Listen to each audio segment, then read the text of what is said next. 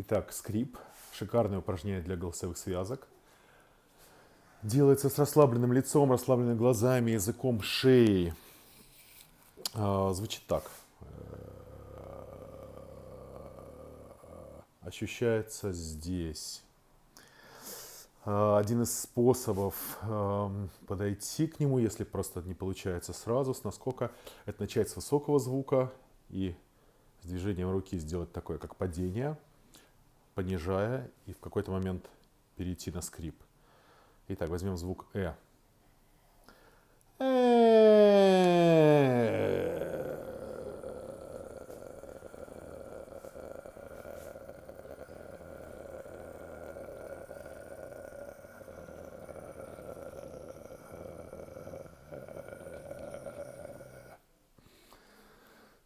Хорошего вам упражнения.